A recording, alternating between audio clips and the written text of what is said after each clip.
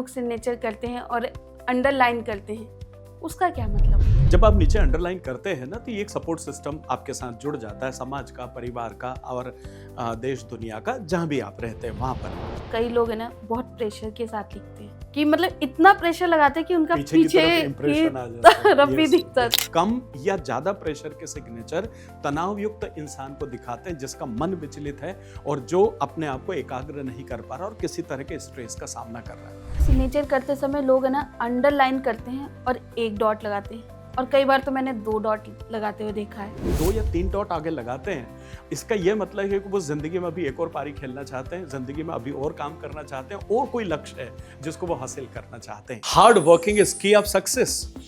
Sorry my dear friends, hard working in right direction is key of success. एक survey के मुताबिक 80% से ज्यादा लोग इस दुनिया में रॉन्ग प्रोफेशन में काम करते हुए जीवन भर स्ट्रगल करते हुए पाए जाते हैं। अगर आपके साथ भी ऐसा हो रहा है तो रुकिए, जानिए अपने ट्रू पोटेंशियल को और अपने राइट डायरेक्शन को। अपनी डेट ऑफ बर्थ के अनुसार राइट डायरेक्शन में आगे बढ़कर आप भी छू सकते हैं कामयाबी की नई बुलंदियों को। प्रणाम, मैं Vishwas Vaishnav, numerologist, vastu expert and true life coach, अपने 25 सालों के ट्रेनिंग प्रोग्राम के अनुभव के आधार पर लेकर के आया हूं आपके लिए न्यूमरोलॉजी प्रोफेशनल ट्रेनिंग प्रोग्राम, जिसमें आप सीखेंगे न्यूमरोलॉजी के वो तमाम सारे टूल्स एंड टेक्निक्स जिसके माध्यम से आप बन पाएंगे एक सफल न्यूमरोलॉजिस्ट और हासिल कर पाएंगे नाम, शोहरत और सफलता। तो आइए मिलते हैं न्यूमरोलॉजी प्रोफेशनल ट्रेनिंग प्रोग्राम में। तो देर किस बात की, अभी रजिस्टर कीजिए। नमस्कार, आप सभी का स्वागत है KFE टॉक शो में। दोस्तों, आज हम बात करेंगे सिग्नेचर एनालिसिस की।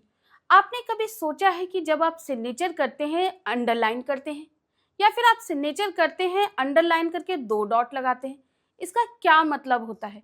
यही सब जानने के लिए आज हमने अपने स्टूडियो में बुलाया है सिग्नेचर एनालिसिस एक्सपर्ट विश्वास वैष्णव जी को, जो कि world famous numerologist and vastu expert भी है, साथ में ये ट्रू लाइफ कोच भी हैं। तो चलिए इनका स्वागत करते हैं। नमस्कार सर। प्रणाम आदरणीय मैडम जी, और आपके आदरणीय दर्शकों को भी मेरा आत्मीय प्रणाम। अच्छा सर, मैंने कई बार देखा है लोग सिग्नेचर करते हैं और अंडरलाइन करते हैं, उसका क्या मतलब होता है? हमने पुराने एपिसोड में इस बारे में चर्चा की थी, समय कम था तो हमने सिर्फ उतनी बात की थी कि देखिए, जब आप नीचे अंडरलाइन करते हैं ना, तो ये एक सपोर्ट सिस्टम आपके साथ जुड़ जाता है, समाज का, परिवार का और देश दुनिया का, जहां भी आप रहते हैं वहां पर। लेकिन कई बार ऐसा लगता है कि क्या वाकई सपोर्ट नहीं होगा तो हम काम नहीं कर पाएंगे। आप अकेले दुनिया में होते हैं और संघर्ष करते हैं। सपोर्ट लाइन जब नीचे आ जाती है, अंडरलाइन मतलब कुछ विशेष। आप देखिए, जब आप किताबों में कुछ पढ़ते हैं, आपको कुछ विशेष लगता तो आप कितना अंडरलाइन कर दें मुख्य मुख्य चीज़ों को।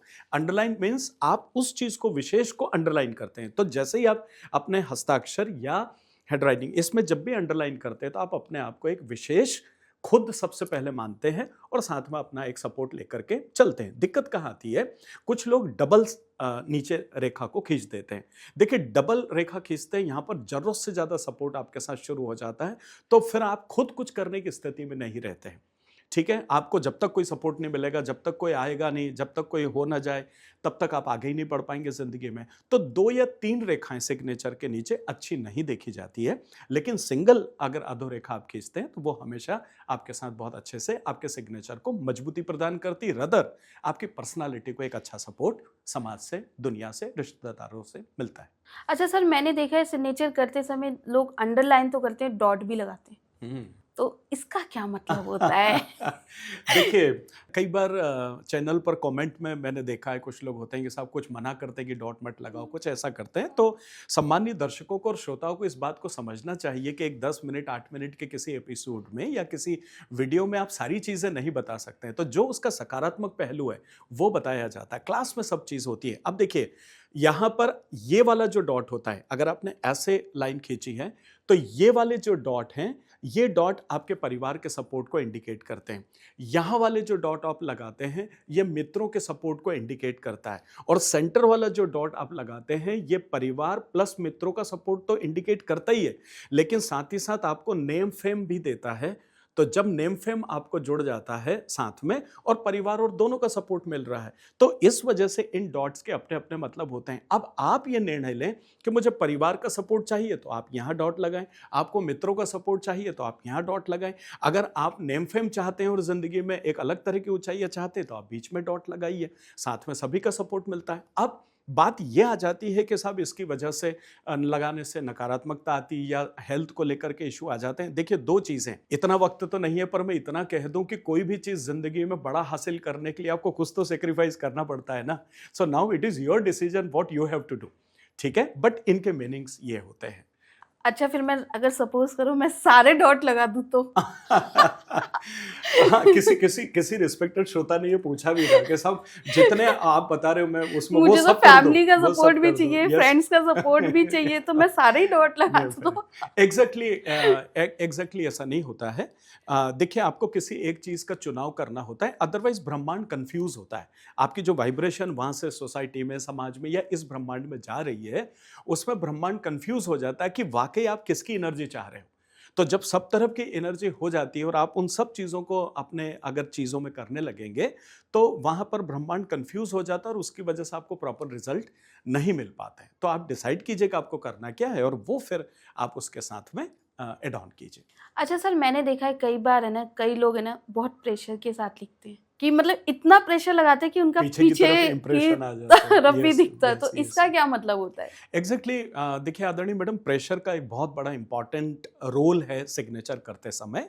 और जैसा पिछले एपिसोड में हम लोग बात कर रहे थे कि सिग्नेचर क्लिस्ट इसलिए बनाते हैं कि कोई कॉपी ना कर लें। तो इसी वजह से जब कोर्ट में या कहीं और जगह पे जब फेक सिग्नेचर को देखा जाता है ना, तो पता है वहाँ प्रेशर चेक किया जाता है और माइक्रोग्राम में इस प्रेशर को जो है वो नापा जाता है। तो अगर आप बहुत कम प्रेशर से अगर आप सिग्नेचर करते हैं ये भी गलत है, और बहुत ज़्यादा प्रेशर से अगर आप सिग्नेचर कर रहे हैं ये भी गलत है। तो सिग्नेचर को हमेशा एक बैलेंस प्रेशर से आपको करना चाहिए। कम या ज़्यादा प्रेशर के सिग्नेचर तनाव युक्त इंसान को दिखाते हैं जिसका मन विचलित है और जो अपने आप को एकाग्र नहीं कर पा रहा और किसी तरह के स्ट्रेस का सामना कर रहा है। तो यही कारण है कि जब इंसान फेक सिग्नेचर करता है उसका प्रेशर हमेशा ज़्यादा होता है और इस वजह से वो पहचाने जाता है। तो मैं सम्मानीय दर्शकों से, श्रोताओं से कहना चाहता हूं कि आपके सिग्नेचर कोई कर न ले, इस वजह से कठिन करना गलत है। आप सिंपल सिग्नेचर भी करेंगे और अगर वो किसी और ने किए हैं तो उसको पहचानने के बहुत तरीके हैं जिनको पहचाना जाता है ग्राफोलॉजिस्ट की मदद से। सर, कई बार मैंने देखा है सिग्नेचर करते समय लोग है ना अंडरलाइन करते हैं और एक डॉट लगाते हैं, और कई बार तो मैंने 2 डॉट लगाते हुए देखा है। तो इसका क्या मतलब होता है? देखिए आदरणीय मैडम, सिग्नेचर के बाद भी लोग डॉट लगाते हैं, सिग्नेचर के बीच में भी लोग डॉट लगाते हैं और सिग्नेचर के अधोलेखा खींचने के बाद में भी नीचे डॉट लगाते हैं, ठीक है ना।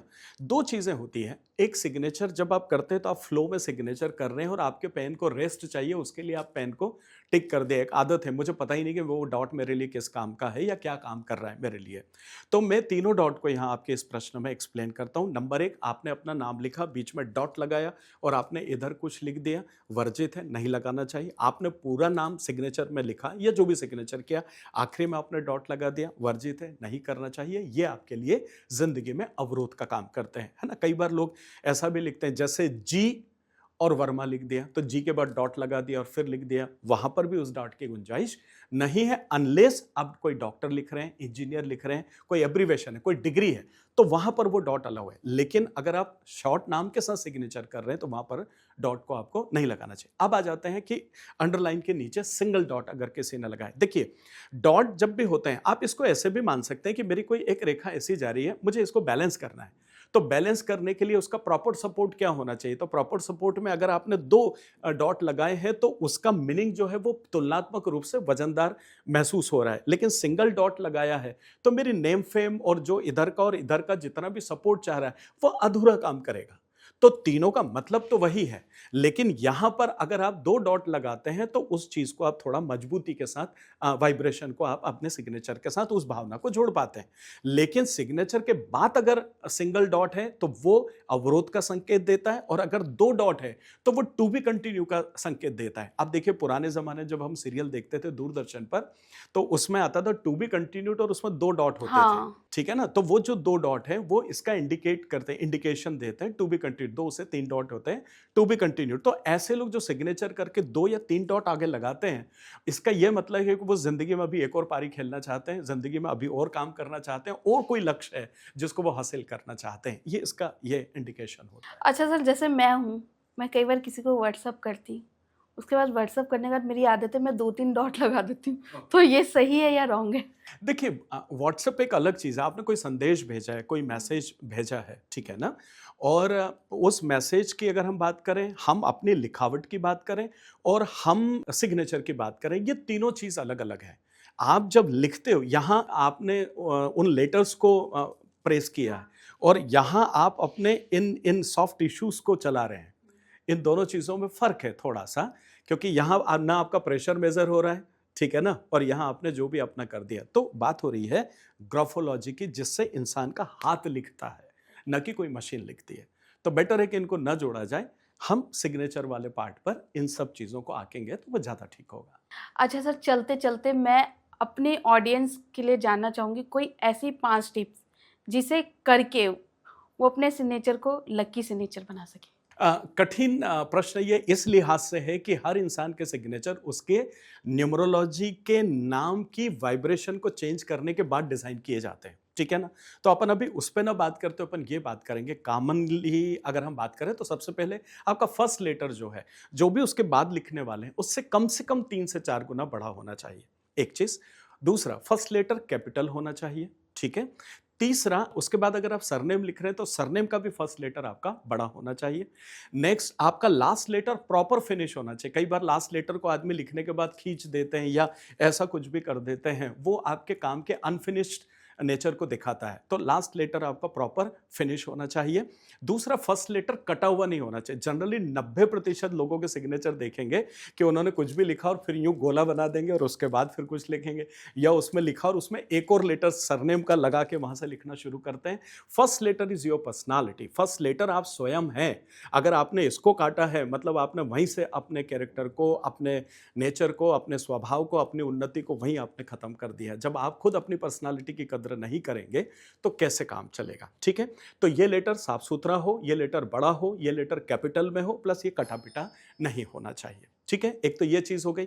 यहां से आगे बढ़े, ये बड़ा हो गया, ये हो गया। अंडरलाइन जरूर, अधोरेखा एटलीस्ट एक आपको जरूर सपोर्ट सिस्टम पे काम करना चाहिए, ठीक है। श्रोता कई बार यहाँ पर ये रेट करते हैं कि सब वो आलसी हो जाएंगे तो उनको आदत पड़ जाएगी। ऐसा नहीं, डबल या ट्रिपल होगी, वहां असुरक्षा का भाव आता है, लेकिन सिंगल अधोरेखा जो है वो आपके लिए काम करेगी। मनी बैग या मनी बॉल या मनी ट्रायंगल या मनी फ्लैग आपके इसमें होना ही चाहिए सिग्नेचर में, जिससे पैसे को आकर्षित करने का एक मैग्नेटिज्म आपके सिग्नेचर में जो है वो पैदा हो। देखिए, नीचे की तरफ जो ट्रायंगल बनता है ये मनी ट्रायंगल होता है, और ऊपर की तरफ जो ट्रायंगल बनता है इसको मनी फ्लैग बोलते हैं, ठीक है। एक मनी बॉल होता है इस तरीके से, एक मनी माउंटेन होते हैं, जैसे एम के ऊपर आता है या एन के ऊपर आता है। तो ये माउंटेन भी जो है आपको पैसे को आकर्षित करने में आपकी मदद करते हैं। आल्दो जब यहाँ डीप जाते हैं तो ये आपको अलग अलग तरह के दर्द का भी एहसास देते हैं, अगर नुकीले शार्पेज होते हैं तो फिर से मैंने कहा कि आपको चाहिए क्या जिंदगी में। थोड़े बहुत दर्द के साथ सफलता मिलती है, या मैं तो ये कहूंगा कि सफलता बिना दर्द के मिलती नहीं है, तो आप चूज करें। बट ये अगर मोटे मोटी सिग्नेचर में इंसान ध्यान रखता है और हल्का सा अपवर्ड हो सिग्नेचर, जब आप ऐसा करते हैं तो ये रिवर्सिबल है। यहाँ क्या चल रहा है वो यहाँ आता है, और अगर यहाँ सुधारा तो वो फिर घूम फिर के वापस यहाँ तक पहुँचता है। It is like that. Sir, आप हमारे स्टूडियो में आए, आपने सिग्नेचर से जुड़ी इतनी अच्छी जानकारी दी, इसके लिए मैं आपका तहे दिल से शुक्रिया अदा करती हूँ। Thank you very much, so nice of you. इसी तरह प्यार बनाए रखें, स्टूडियो में बुलाते रहें। आपके आदरणीय सम्मानित श्रोताओं को भी मैं निवेदन करूंगा, शुक्रिया अदा करूंगा। और ये अगर आपको लगता है कि आपके सिग्नेचर में वाकई किसी तरह का कुछ इशू है तो स्वयं उसे करने की कोशिश न करें, बल्कि किसी भी सम्मानीय अनुभवी ग्राफोलॉजिस्ट या न्यूमरोलॉजिस्ट की सलाह लें और उसके बाद अपने सिग्नेचर को बदलाव करें, क्योंकि आप बार बार अपने सिग्नेचर को नहीं बदल सकते हैं। दोस्तों, ये थे हमारे साथ विश्वास वैष्णव जी, जिन्होंने हमें सिग्नेचर से जुड़ी बहुत अच्छी जानकारी दी। अगर आप भी अपने सिग्नेचर दिखाना चाहते हैं इन्हें, या फिर आप अपने सिग्नेचर से जुड़ी कोई जानकारी जानना चाहते हैं, तो आप इनसे कांटेक्ट कर सकते हैं। इनकी सारी डिटेल आपको हमारे डिस्क्रिप्शन बॉक्स में मिल जाएगी। साथ ही अगर आप इनके वीडियोस देखना चाहते हैं तो इनके वीडियो के लिंक्स भी आपको हमारे डिस्क्रिप्शन बॉक्स में मिल जाएंगे। तो देखते रहिए KFE टॉक शो।